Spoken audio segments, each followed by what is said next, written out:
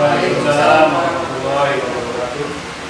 Pada kesempatan kali ini kami akan melakukan praktek coaching dengan pembagian tugas. Yang pertama, Pak Sahrul Mubarak sebagai coach, Pak Besar sebagai coachee, Bu Agustina sebagai pengamat atau observer 2, dan saya sendiri Utama Surah sebagai observer 1. Dan sebelum kita melaksanakan kegiatan coaching, ada beberapa pertanyaan dari observer 1 yang akan ditanyakan kepada coach. Untuk Pak Sardon, kompetensi coaching apa yang nanti akan dilakukan pada kegiatan coaching kali ini? Kompetensi coaching yang nanti saya gunakan yang pertama itu hadir sepenuhnya. Raga dan pikiran saya nanti akan saya curahkan sepenuhnya dalam kegiatan coaching ini.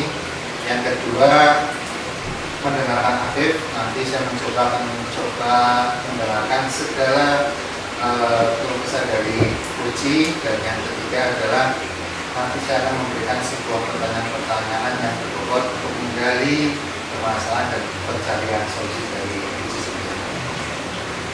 Ya, menurut Bapak, apa sih indikator pencapaian yang diinginkan dalam diskusi kali ini? Indikator pencapaian ketika seorang coaching bisa mengungkapkan permasalahannya dan dapat menemukan kembali solusi dari permasalahan.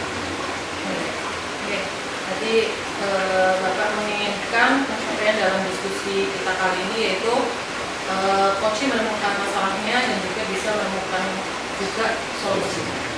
Oke, semoga dengan adanya diskusi kali ini antara coach dan coachee bisa menemukan suatu solusi yang nanti akan memudahkan coachee dalam melaksanakan langkah-langkah berikutnya. Kemudian waktu akan kami berikan kepada Pak Sahrul sebagai coach dan juga Pak Besar sebagai coach. Monggo. Selamat sore Pak Besar. Selamat sore Pak Sahrul. Bagaimana kabarnya nih? Alhamdulillah baik. Sekolah gimana Pak? Sekolah juga baik-baik saja. Artinya pada kesempatan kali ini kita mengadakan beberapa kegiatan, kelas meeting, kemudian yang Bapak Ibu guru sedang menyelesaikan nilai karena kemarin baru PAS. Baik Bapak, ngomong-ngomong nih Pak, apa yang mau Bapak bahas pada percakapan kali ini? Sebenarnya banyak sekali nih Pak dengan apa yang saya rasakan, karena kebetulan saya sebagai guru itu mengajar cukup banyak kalau dibandingkan dengan sekolah yang lain.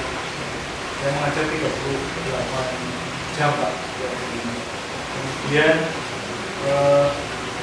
di kegiatan yang lain saya diberi tugas tambahan sebagai WKS kesiswaan siswaan, di mana itu juga berhubungan dengan banyak siswa, jumlahnya sampai 900-an, di mana dari siswa-siswa yang ada di SMK saya biasanya berbagai macam permasalahan itu juga ada, dan itu harus kita hadapi semuanya. Kalau nanti permasalahannya, apalagi kalau permasalahannya berbarengan dengan kegiatan pengajar. Kemudian tambah satu lagi nih Pak Sahrul, dalam kegiatan calon guru penggerak, kebetulan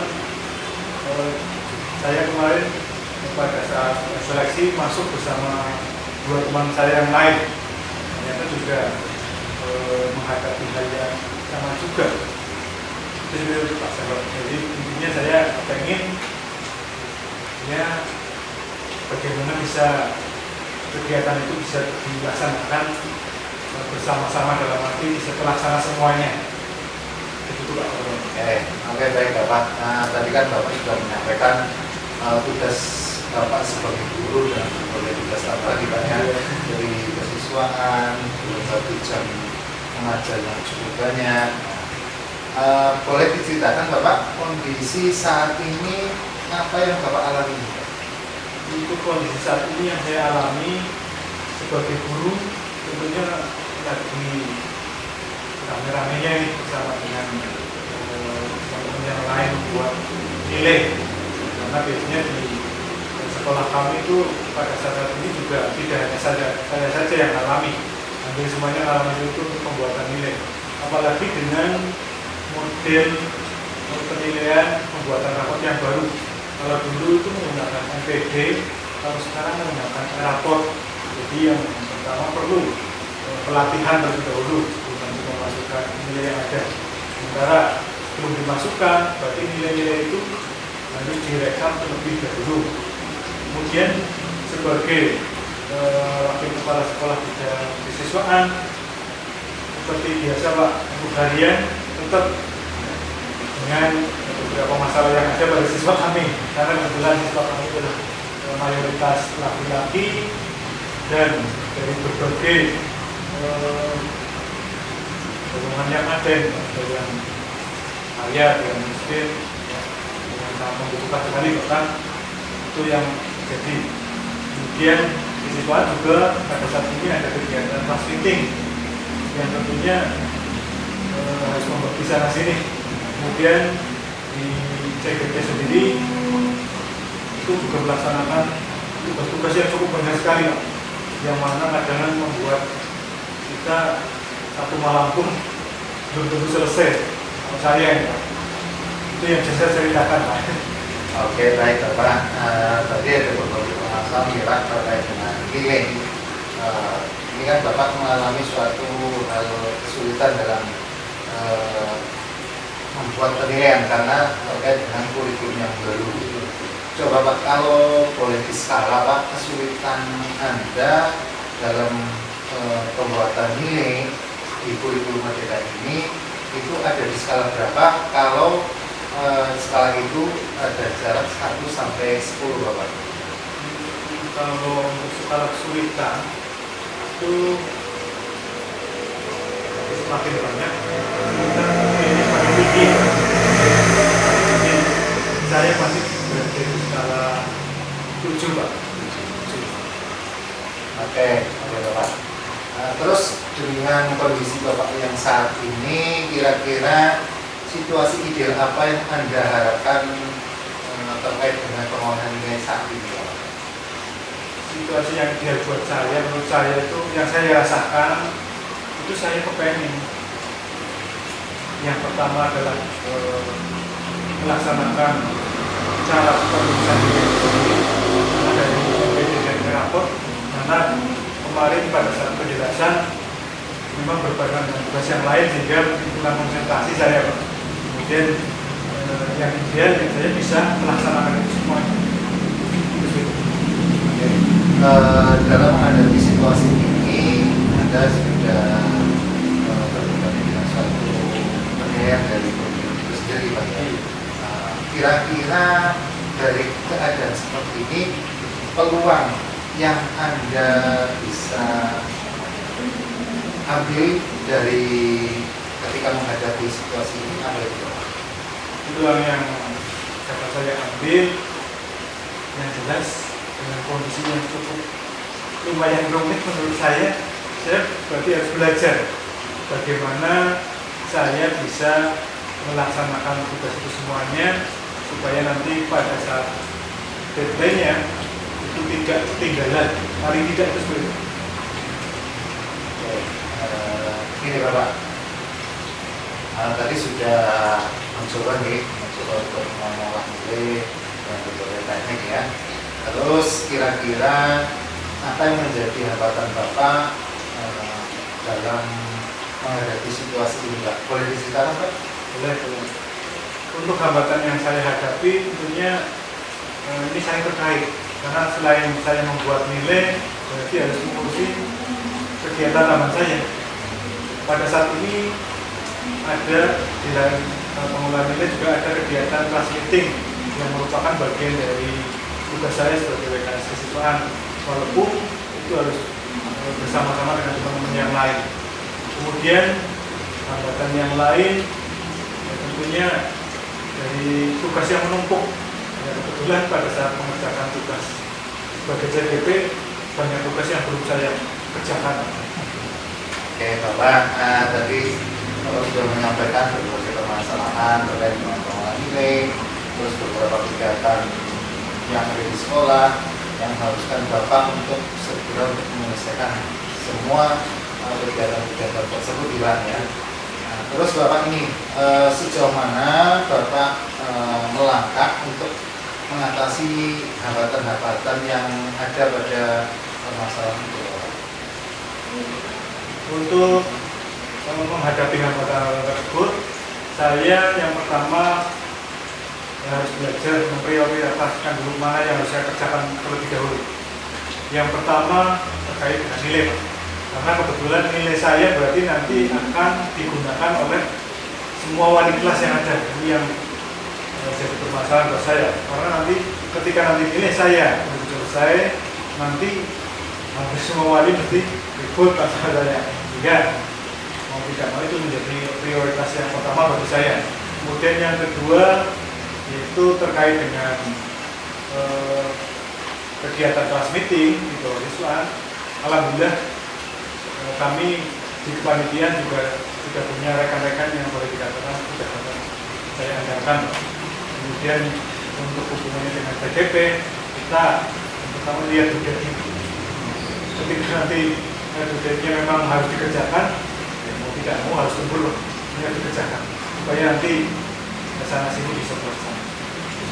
Baik Bapak, nah tadi Bapak menyampaikan ada sebuah memprioritaskan mana dulu yang sekiranya lebih penting, walaupun semuanya sama-sama penting dalam menghadapi penilaian, dalam menghadapi kelas meeting, dan menghadapi tugas-tugas dari CPK tentunya.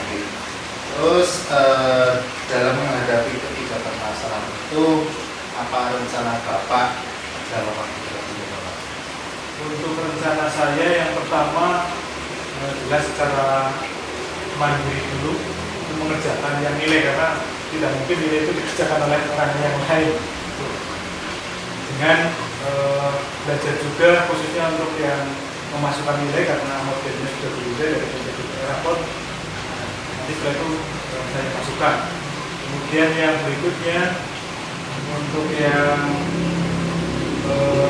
dari kegiatan kelas meeting saya serahkan kepada teman saya, tapi tetap saya pantau secara umum, baik itu dengan kegiatan atau nanti dari informasi yang lain. Kemudian nanti kalau hubungannya dengan CDP, nanti juga saya berusaha khususnya untuk yang ngejar budgetnya dulu, supaya nanti tidak terbengkalai semuanya. Oke Bapak, tadi disampaikan bahwa penilaian itu butuh kemandirian ya Pak. Iya. Dan kelas meeting ada teman Bapak yang bisa handle. Terus yang misalnya lebih berat, kemudiannya itu melihat budget. Ya. Kita tidak bisa melakukan suatu tindakan yang cepat atau berlebat seperti itu.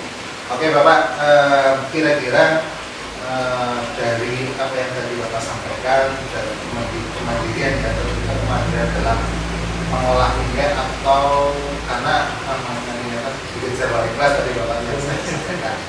Nah, kira-kira Anda itu butuh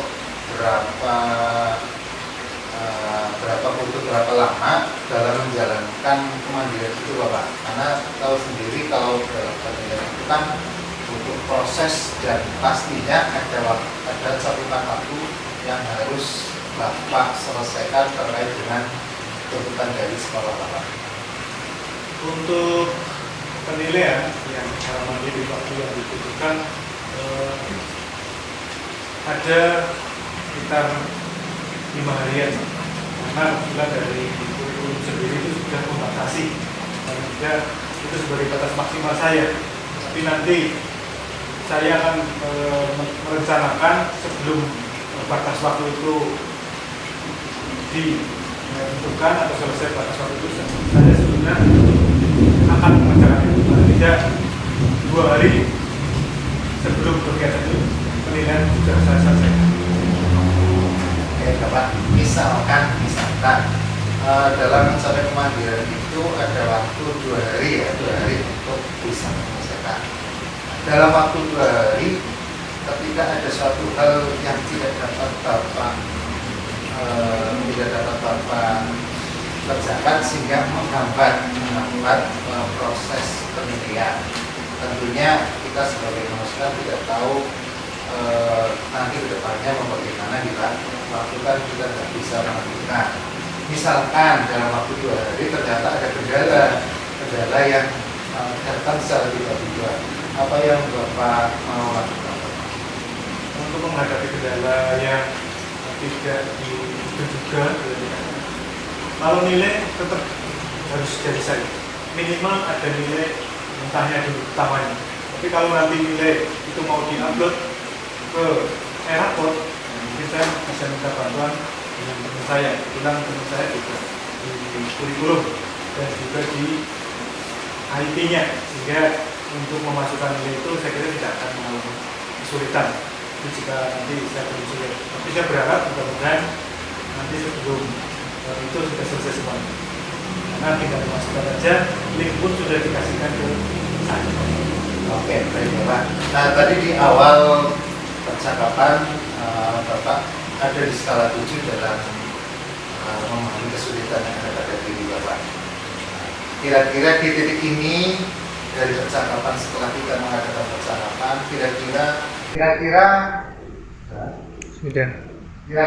ada di skala berapa Bapak? Untuk sekarang dengan adanya percakapan ini, saya sedikit juga banyak gambaran untuk solusinya. Kalau tadi kesulitannya di angka 7, sekarang sudah menjadi 4 dengan kesulitan. Oke, baik Bapak. Tadi Bapak sudah bisa menyelesaikan permasalahan sendiri. Kira-kira siapa yang dapat membantu menjaga komitmen Bapak? Yang pertama tentunya diri saya sendiri untuk berkomitmen melaksanakan apa yang sudah direncanakan. Kemudian yang kedua, saya bisa berkomitmen dengan teman saya untuk menegakkan. Nah, kemudian di CGP juga ada rekan CGP yang lain, kemudian di kesiswaan, kemudian di pas meeting juga ada panitia yang lain. Itu yang bisa mengingatkan. Oke, baik Bapak. Proses coaching ini kan sudah selesai Bapak. Kira-kira tindak lanjut apa yang Bapak harapkan dari proses coaching ini Pak? Tidak lanjut saya, yang pertama saya berterima kasih sekali adanya coaching ini bisa mengungkap apa yang saya punyai dalam menyelesaikan masalah ini atau solusi ini. Nah, yang kedua, nanti dari kegiatan coaching ini nanti bisa kita gunakan untuk kegiatan yang lain bersama rekan-rekan saya. Oke, begitu Bapak. Terima kasih atas waktunya. Mudah-mudahan di kesempatan percakapan ini ada sebuah hasil yang bermanfaat tentunya baik Bapak dan bagi saya. Apapun yang tadi Bapak sampaikan terkait dengan masalah yang ada pada diri Bapak, terkait dengan jam yang banyak, tugas tambahan yang banyak, serta kesibukan di calon guru berat, mudah-mudahan itu bukan menjadi suatu permasalahan bagi Bapak, karena yang terpenting Bapak sudah tahu sendiri bagaimana harus bertindak untuk mengatasi masalah tersebut. Terima kasih Bapak atas kesediaannya meluangkan waktu untuk percakapan. Mudah-mudahan banyak memberi manfaat untuk kita semua. Terima kasih Bapak. Terima kasih kepada Pak Kahron sebagai coach dan Pak Bisa sebagai kunci. Jadi luar biasa sekali kegiatan coaching. Jadi Pak Kahron sudah hadir secara penuh, kemudian menggunakan aktif, kemudian menyampaikan pertanyaan yang berbobot. Pada pasca observasi ini saya memberikan apresiasi pada Pak Kahron dan Pak Besar. Pak Besar juga tadi sudah menyampaikan permasalahannya, kemudian solusinya bagaimana. Jadi sudah sangat lancar sekali dalam komunikasi ini. Kemudian untuk Pak Kahron ada pertanyaan pasca observasi. Apa indikator keberhasilan fungsi pada hari ini? Indikator pencapaian coaching pada hari ini ketika coaching itu dapat menyampaikan permasalahannya, dapat mengeksplor permasalahannya, dan juga dapat mengatasi atas dasar permasalahan. Kemudian dari kunci tadi menyampaikan rencana aksi yang akan dilaksanakan oleh kunci. Tolong disampaikan kembali siapa? Tadi ada beberapa permasalahan yang terdapat dalam kunci dan kunci itu sudah dapat memberikan rencana aksinya. Yang pertama terkait dengan pengolahan nilai, kunci sudah dapat mau berusaha terkait dengan pengolahan nilai yang sesuai dengan tuntutan dari sekolah terkait dengan waktu. Yang kedua, tugas tambahan sebagai kesiswaan yang harus menuntut kunci untuk bekerja mengayomi peserta didik di sekolahannya, dan kunci sudah berusaha untuk berkolaborasi terkait dengan kegiatan-kegiatan yang nantinya atau yang sudah pernah dijalani. Terus yang ketiga terkait dengan tugas pendidikan dari kunci yang sedang berlangsung, yaitu pendidikan bergerak. Kunci sudah bisa memprioritaskan tugas yang mana yang harus didahulukan terkait dengan tiga di LMS. Terima kasih Pak Syafir untuk pertanyaan terakhir. Pada percakapan proses kunci menggunakan alur peta, tahapan apa yang perlu dikembangkan dalam proses kunci? Yang perlu dikembangkan menurut saya adalah alur dalam mengidentifikasi masalah, karena seorang coach harus bisa menggali permasalahan di dalam diri kunci, sehingga ketika sudah dapat menggali permasalahan dan mengidentifikasi semua permasalahan yang nantinya akan muncul, itu dengan tepat akan diselesaikan oleh kunci itu sendiri. Terima kasih. Mudah-mudahan kegiatan kunci ini dapat bermanfaat bagi kita semua. Selamat sore. Assalamualaikum warahmatullahi wabarakatuh.